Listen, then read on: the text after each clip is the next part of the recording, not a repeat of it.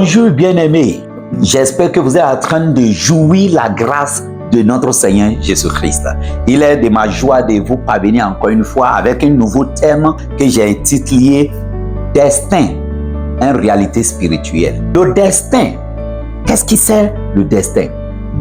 Jésus-Christ a dit, la Bible déclare dans le livre de Matthieu chapitre 6 verset 33, il a dit « Cherche premièrement le royaume de Dieu et sa justice, et toutes ces choses vous seront ajoutées. » Reprenez ce verset. Cherche premièrement ton destin et sa réalisation. Et toutes ces choses que tu cherches te seront ajoutées. Le destin est le contenu de notre bonheur. Le destin est la paix du cœur dans ce que l'homme fait. Je ne parle pas de la paix du cœur que l'argent vous donne. Elle est temporelle.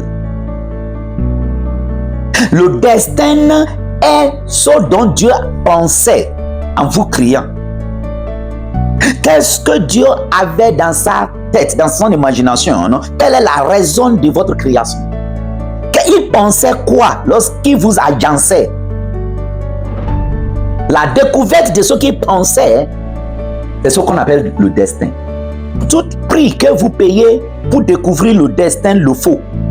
Il n'y a pas un prix très plus grand pour payer afin de découvrir son destin qui est de trop. Mais le destin est réservé pour les hommes et des femmes responsables. Être responsable est une résolution et détermination de faire ce qui est de droit. Le destin est comme le royaume de Dieu qui cherche à se manifester sur terre et Dieu vous a commissionné pour cela. Vous êtes un destiné qui doit découvrir son destin. Le destin est la raison de souffle. Le destin, c'est un ministère que chacun doit chercher à accomplir, que chacun doit chercher à matérialiser. Quand Jésus-Christ a appris ses disciples comment prier, il a dit « Prie ainsi, notre Père qui est dans le ciel ». Et dans le verset suivant, il a dit « Prie que ton royaume vienne comme dans les cieux, sous la terre ». Le destin est comme dans les cieux, sous la terre. L'habilité d'accomplir comme dans les cieux, sous la terre, c'est ce qu'on appelle le destin. L'habilité, la capacité de manifester comme dans les cieux sous terre. C'est ça le destin. Dieu veut gouverner la terre à travers nos destins. Imaginez que chacun accomplisse son destin sous terre. Imagine comment le monde sera beau et paradis comme dans les cieux. Donc il a dit, prie ainsi que ton destin qui est dans les cieux, qui est spirituel. Quand on parle de cieux, on parle des choses immatérielles. On parle des choses spirituelles. On parle des choses célestes, les choses invisibles. Tout cela veut dire la même chose. Des choses réelles dans l'esprit, que j'appelle les réalités spirituelles. Le destin, c'est ça le destin. C'est ça qu'on appelle le destin.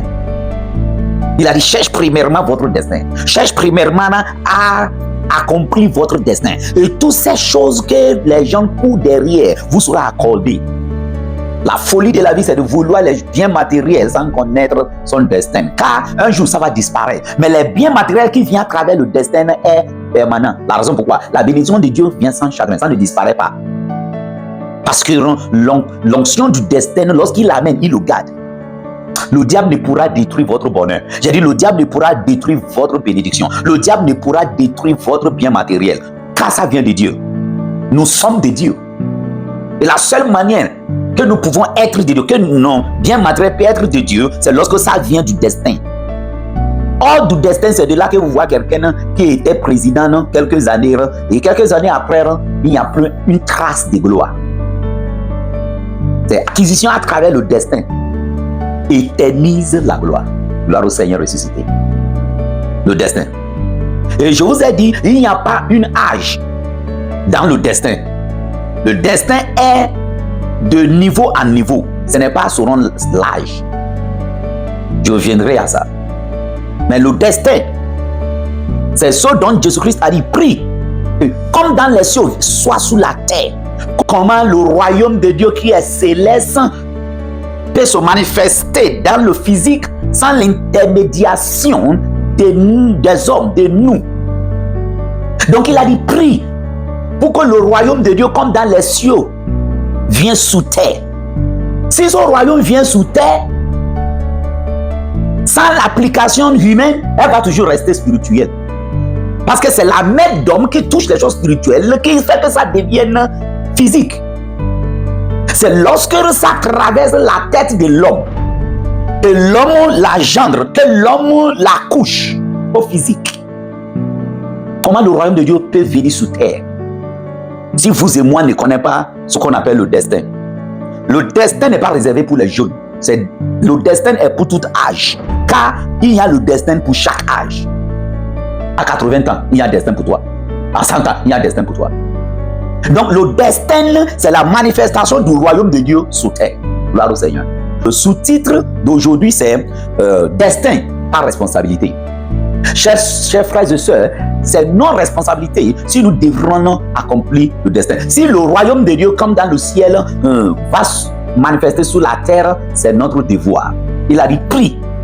Lorsque vous priez, prie que le royaume de Dieu, comme dans les cieux, soit sur la terre. L'acte de prier, c'est devenu déjà une responsabilité. Et quand on dit prie, le mot prie ou le sens de prier veut dire chercher. Gloire au Seigneur. Quand on prie, on cherche quelque chose. C'est la raison pour laquelle elle a dit cherchez, vous trouverez. Ça veut dire chercher.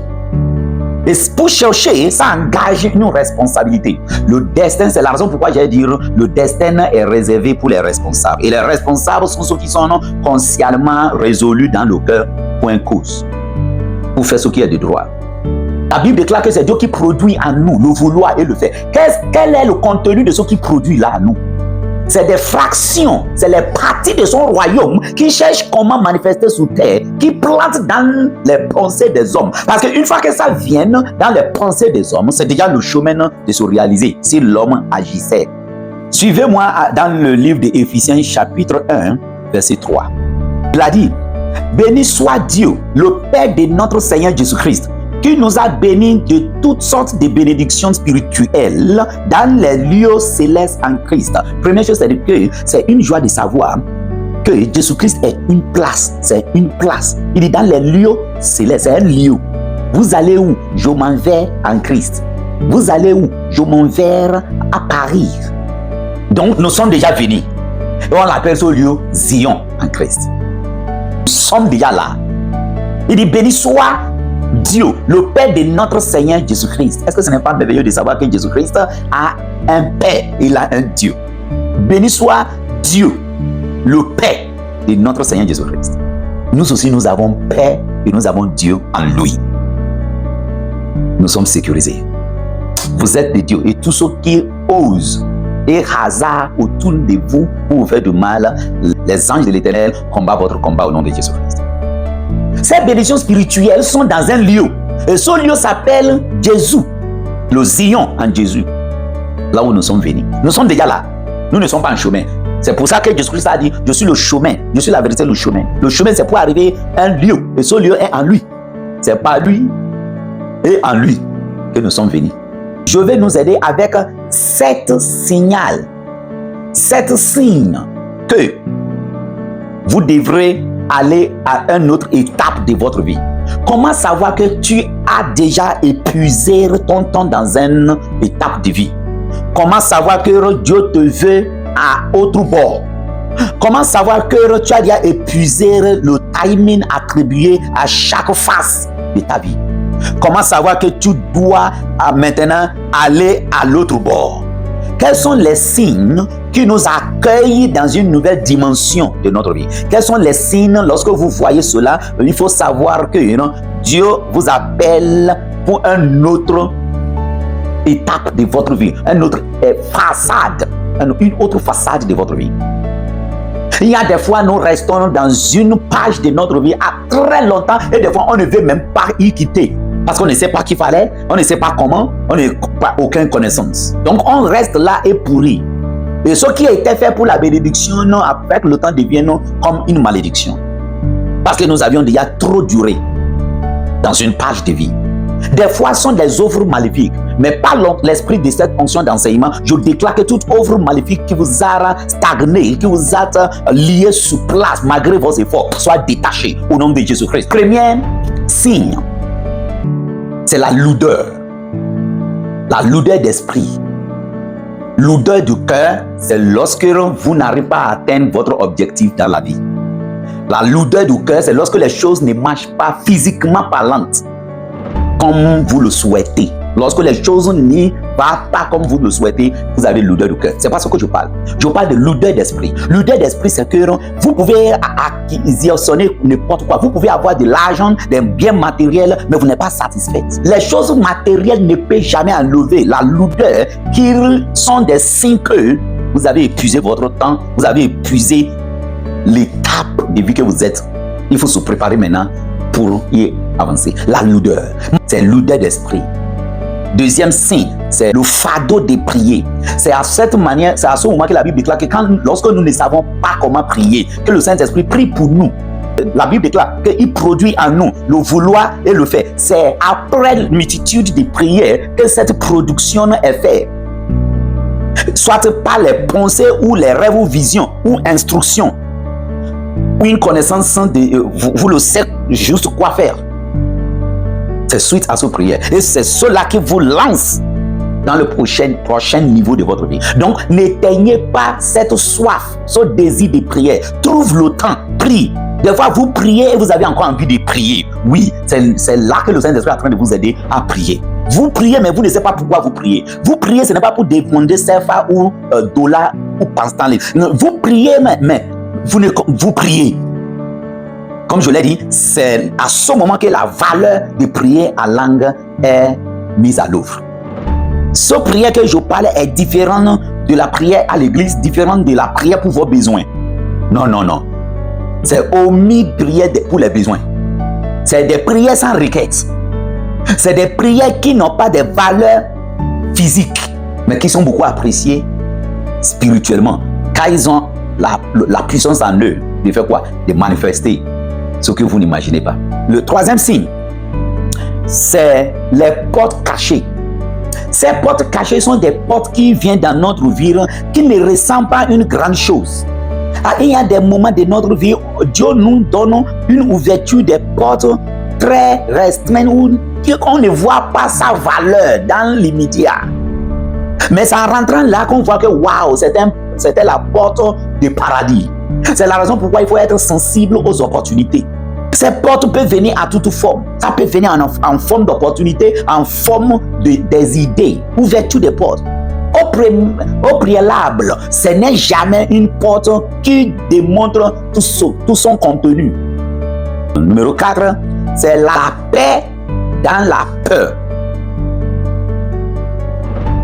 La peur n'est pas l'absence de la paix. Vous pouvez être dans la peur, dans la paix, tranquillité d'esprit, et que votre cœur a peur. La paix est de l'esprit, la peur est du cœur. C'est avec le cœur que l'homme a peur. C'est avec l'esprit, son âme, qu'il a la paix. Béni soit l'Éternel, mon âme. Je peux être là où je suis en train de prêcher la parole de Dieu et qu'il y a un bruit inattendu, un bruit bizarre et que mon cœur saute, mais j'ai toujours la tranquillité d'esprit. Ça veut dire au milieu de la peur, vous êtes toujours tranquille et Dieu est au contrôle.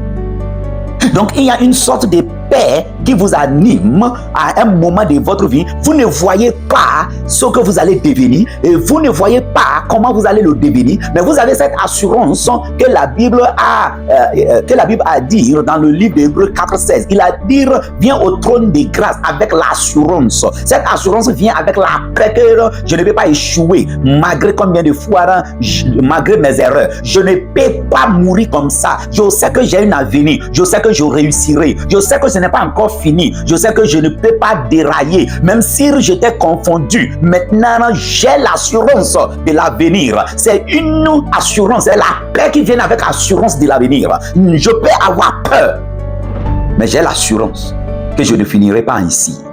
Il y a encore meilleur est arrivé. Meilleur est dans l'avenir. Le meilleur est à venir. Il y a cette certitude et conviction que rien du mal ne peut m'arracher mon bonheur, ni m'arrêter. C'est de là la Bible déclare 1000 à ma côte, 10 000 à ma droite. Aucun Et si jamais je marche dans la vallée de l'ombre de la mort, je ne crains aucun mal, car Dieu est avec moi. Et si Dieu est avec moi, qui peut être contre moi? Inclut vos erreurs et malédictions familiales. Ils ne pourront pas. Le destin est une onction qui brise le joug. Quand vous êtes dans le destin, ça brise toutes les jougs. Au fur et à mesure, dans chaque étape. Chaque étape avec son démon. Mais l'onction du destin est capable, il est capable de les défaire. Il y a la paix dans votre esprit. Pourquoi vous avez peur? C'est que vous ne savez pas comment vous allez y parvenir. Mais vous avez la paix que vous allez réussir si vous se levez sur ces pensées que Dieu a produites en vous, sur ce projet que vous êtes certain. Vous êtes certain, mais seulement vous ne savez pas comment les choses vont aller. Mais tu as seulement cette assurance et la paix du cœur que tu vas réussir dans ce projet. Mais quelles sont les choses qui vont se produire à la longue? Vous ne pouvez pas expliquer l'aller, mais vous êtes rassuré de l'arrivée parce que Dieu est avec vous. C'est ce genre de paix. Vous avez peur parce que vous ne comprenez pas comment, mais vous avez la paix parce que vous saviez pourquoi.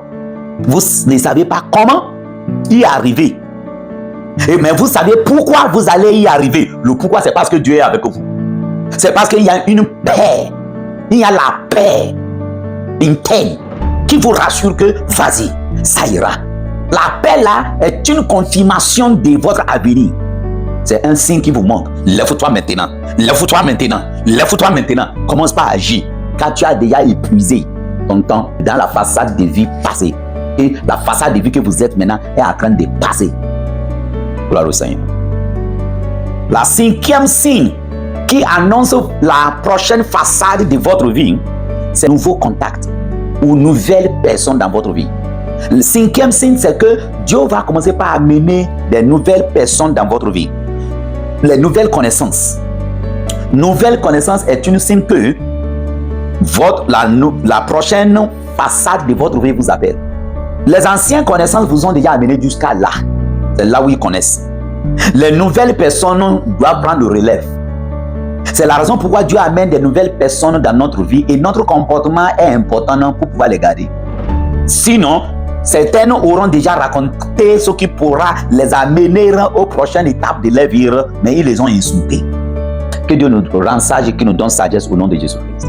Qu'il nous donne l'habilité d'être sensible pour savoir le jour de nos visitations. Mes parents ratés. Donc, Dieu amène des nouvelles contacts dans votre vie. Soyez sensibles. À ce moment, c'est la prochaine niveau de votre vie. C'est elle qui est en train d'envoyer ces gens-là. Donc, ça doit être un signe pour vous de prendre courage avec assurance. Et lève-toi. Ta lumière est à venir. Allons à l'autre bord. Sixième signe qui démontre que vous devrez aller à la prochaine étape de votre vie, c'est la confusion. Oui, vous m'avez bien entendu. Confusion. C'est sur le plafond de confusion qu'on a la direction. Si vous n'étiez jamais confus, vous n'allez jamais apprécier la direction. Donc la direction vient de la confusion. Si vous n'êtes jamais confus, vous n'allez jamais poser des questions.